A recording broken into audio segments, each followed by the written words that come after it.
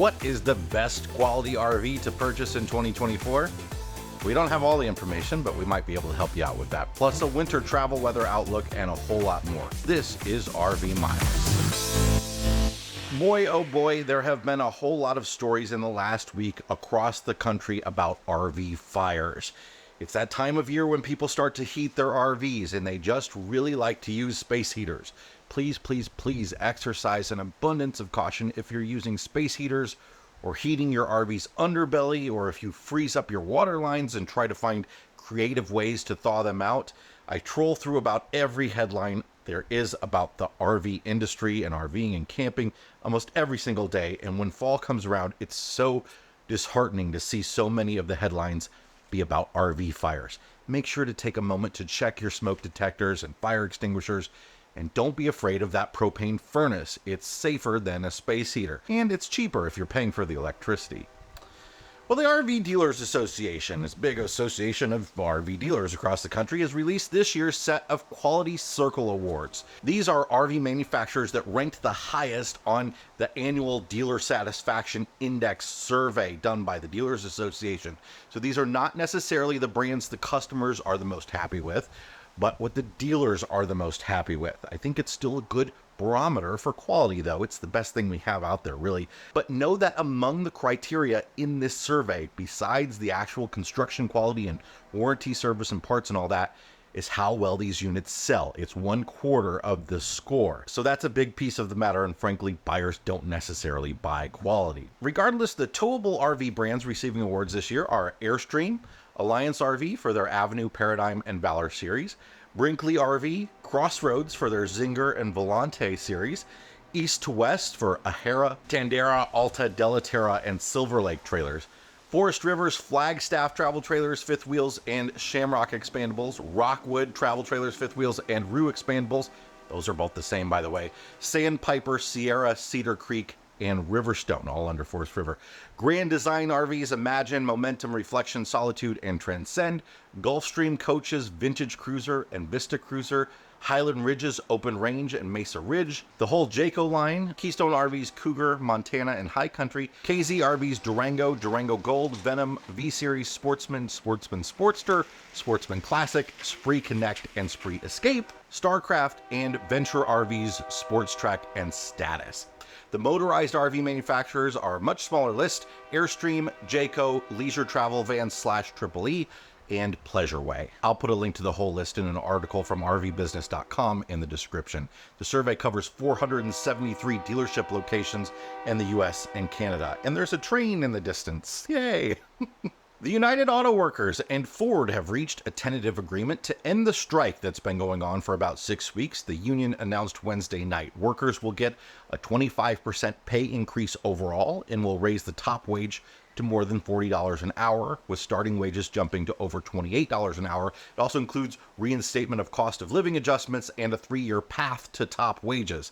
The deal still must be approved by local UAW leaders and then ratified by a majority of Ford's 57,000 union workers, who will return to work in the meantime. The union hopes the agreement will add pressure to GM and Stellantis to cut a deal, especially as they have just expanded Stellantis strikes to halt Ram truck production. More in a moment, but first, this episode is sponsored by Wholesale Warranties. If you've been an RV owner for a while, you know that it's not if your RV will break down, but when, and parts and labor costs are only going up. That's where Wholesale Warranties comes in, with personalized RV warranties designed to cover those hefty repair bills and get you back on the road where you belong. With Wholesale Warranties, you enjoy exclusive perks like taking your RV to any repair facility in the US or Canada, including mobile mechanics. Their fully insured plans also come with tire and wheel coverage, claim support for the life of your policy term, and more.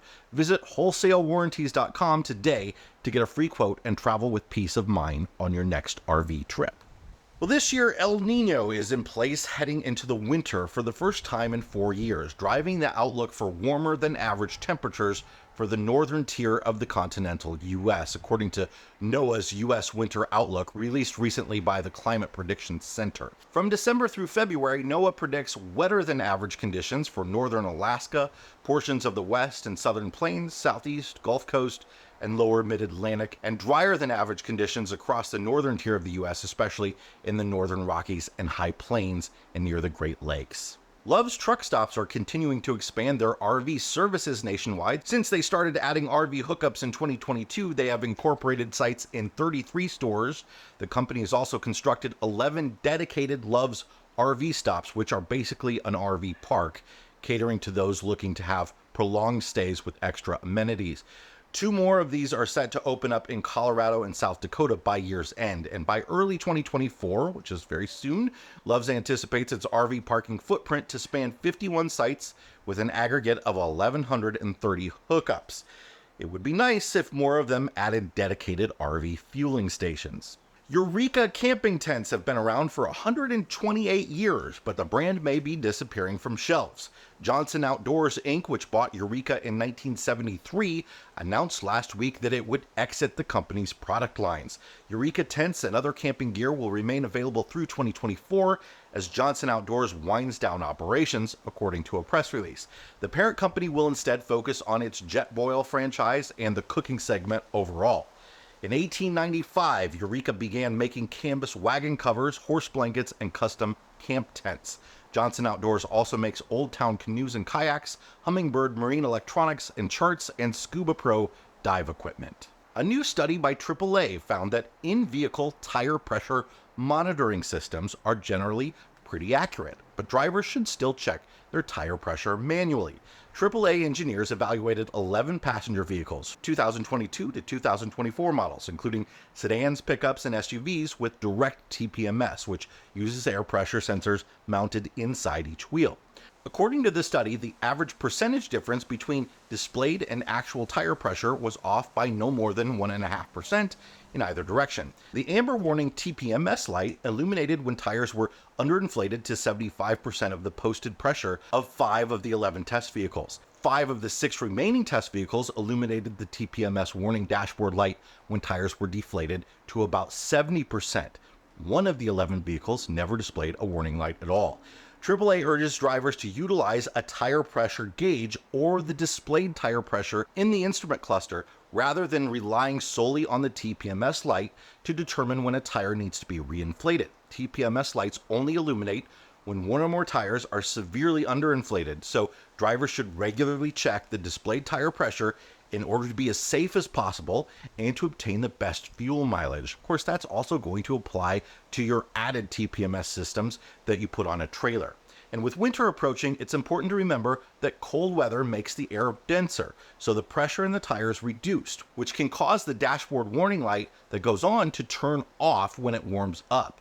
Don't ignore the warning even if the light goes off after driving it around because the tire is still low. Tire pressure should always be checked when the tires are cold. Finally, KOA's monthly survey finds that most campers have already booked at least 1 camping trip in the new year. Winter camping's appeal has grown 23 points since October of 2022, and 40% of campers say they will definitely camp this winter. Another 25% share that they will probably take a winter camping trip. In all, 63% of campers plan to be camping between October and December. KOA is also observing a lot of enthusiasm for travel during next April's total eclipse. Currently, 7 in 10 campers who plan to view the eclipse will do so while camping. But to date, only 18% of those folks have already booked their eclipse travel. You should really consider booking your camping for the eclipse soon before some of those campgrounds sell out, which generally happens along the path of totality.